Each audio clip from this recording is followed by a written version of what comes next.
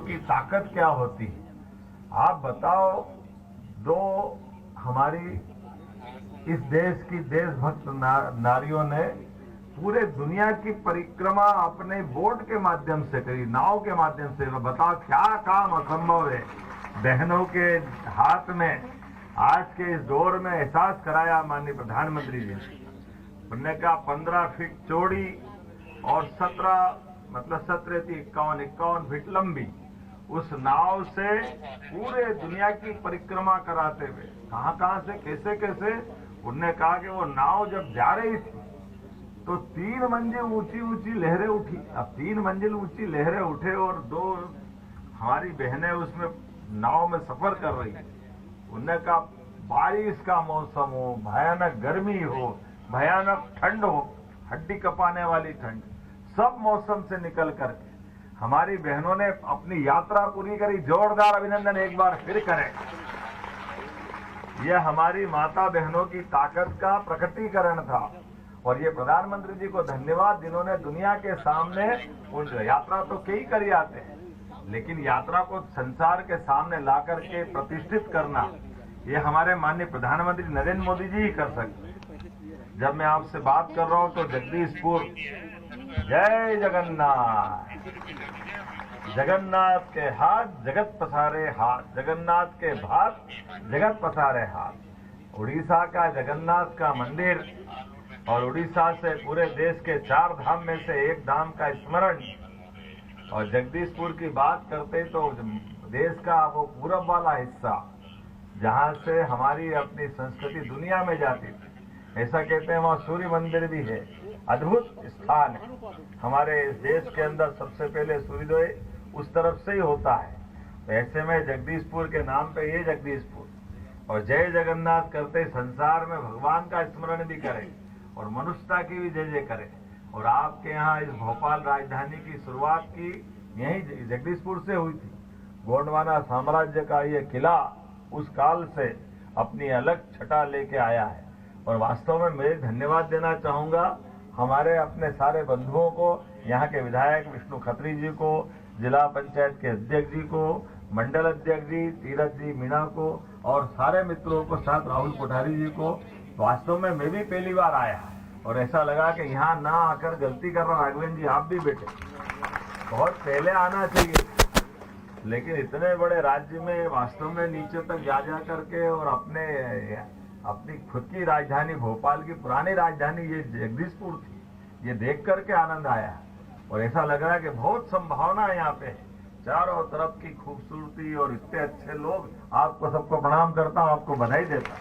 बहनें भी बड़ी संख्या में और बहनों के पीछे भाई अपनी अपनी आलकी पालकी लगा करके बस पत्तल की तैयारी कर रहे हैं।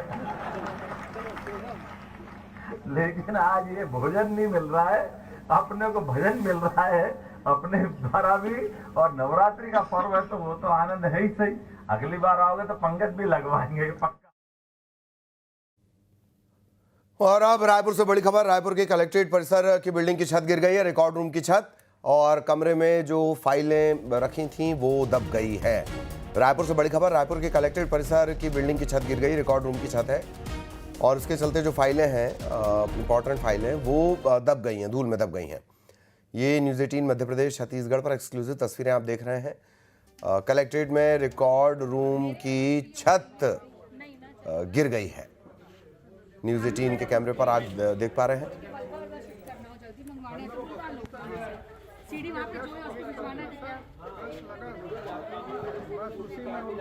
मेरे यहाँ जो सीढ़ी है वो चाहिए आपको? नहीं ना चलेगा।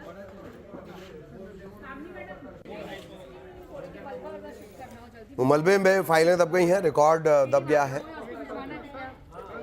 अब ये साफ नहीं हो पाया कि भयानक बारिश के चलते क्या छत इतनी कमज़ोर हो गई थी, कलेक्ट्रेट की छत वो भी, कि इस तरह से बारिश में गिर जाए।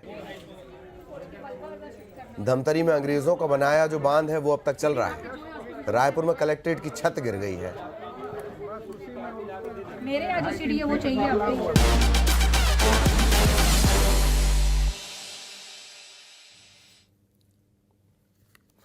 विजयी रथ पर सवार भारतीय क्रिकेट टीम आज एशिया कप का फाइनल खेलने उतरेगी। भारतीय टीम ने एशिया कप में अपना दमदार प्रदर्शन किया है, फाइनल तक का सफर किया है और आज दुबई के अंतर्राष्ट्रीय cricket stadium, international cricket stadium में ये महामुकाबला खेला जाएगा। आम बात होती तो ये मुकाबला होता, लेकिन चूंकि सामने पाकिस्तान है तो ये महामुकाबला हो गया। भारत के सामने चिर प्रतिद्वंदी पाकिस्तान होगा। 8 बजे से मुकाबला शुरू होगा रात को। एशिया कप की शुरुआत 1984 में, तब से लेकर अब तक कई रोमांचक मैच, लेकिन इस बार का जो रिकॉर्ड है, इतिहास है, वो अलग है। 41 साल के लंबे इंतजार के बाद पहली बार भारत और पाकिस्तान की जो टीम है वो टूर्नामेंट के फाइनल में आमने सामने होंगी। दोनों देशों के क्रिकेट प्रेमियों के लिए ये किसी युद्ध से कम नहीं होता है।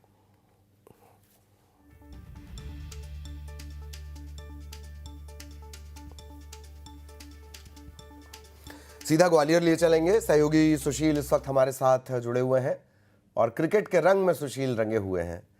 सुशील, क्या कुछ कह रहे हैं, लोगों का क्या कुछ कहना है?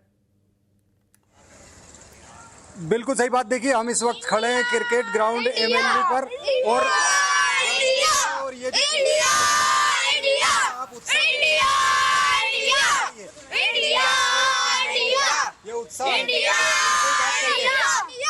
बताइए सरदार जी, क्या होगा आज? कोई नहीं है टक्कर में, क्यों पड़ रहे हो सब चक्कर में? इंडिया ही जीतेगी। कैसा रहेगा मैच आज? आज का मैच तो बहुत धूमदार रहेगा और इंडिया तो पक्का ही जीतना ही है। पाकिस्तान को तो हमेशा हराता है और हराता रहेगा। कौन चलेगा आज? अभिषेक और सुमन गिल दोनों ही तबाही मचा देंगे।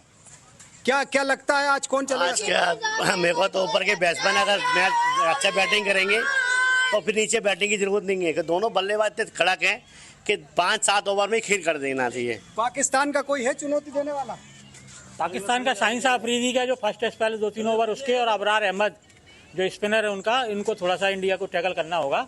बाकी और कोई इंप्रेसिव नहीं है कि पाकिस्तान के बॉलर कोई मतलब प्रभावित कर पाए इंडिया के बैट्समैनों को। क्या लगता है किस पर दाव रहेगा आज?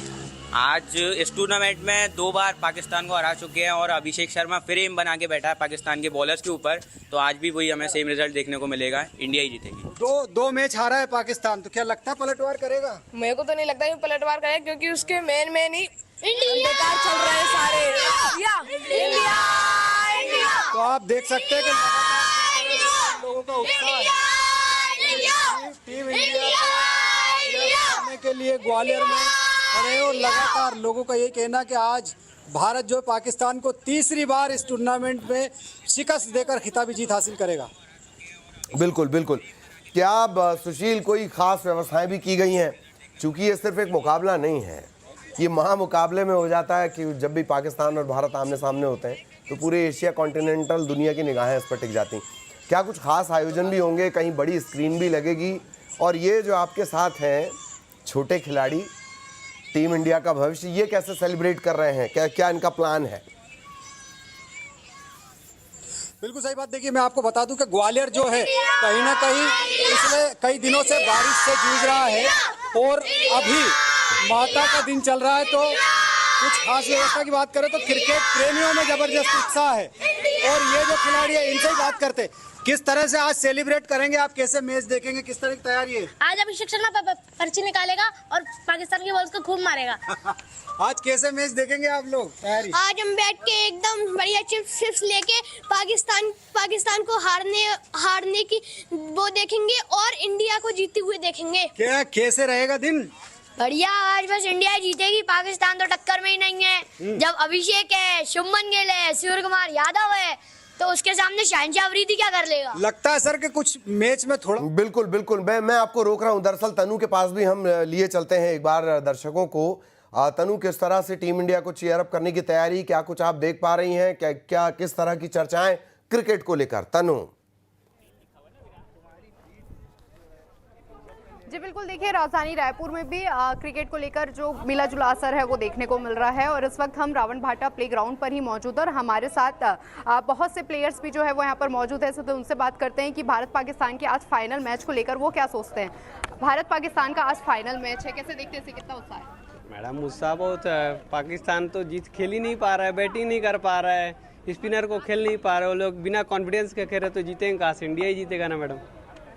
अच्छा, 2 बार पिछले 2 मैच में भी हमने देखा भारत की जीत हुई है, इस बार क्या लगता है फाइनल मैच? इंडिया ही ma'am, no doubt, team India. वही जीतेगी। बाकी कंपटीशन का तो कोई सवाल ही नहीं है, हमेशा डोमिनेट किए, आगे भी करेंगे। थोड़ा सा कन्फ्यूजन है कि मैच देखे ना देखे, रिजल्ट तो यही चाहते हैं कि टीम इंडिया जीते। अच्छा, आप लोग कैसे सेलिब्रेट करेंगे? बिल्कुल, और Celebration तो पटाखे चूंकि फूटते थोड़ी देरी हैं, हो गई, बट मैं अभी आपको क्या रोकना चाहूंगा, वक्त की कमी है। बहुत धन्यवाद आप लोगों का।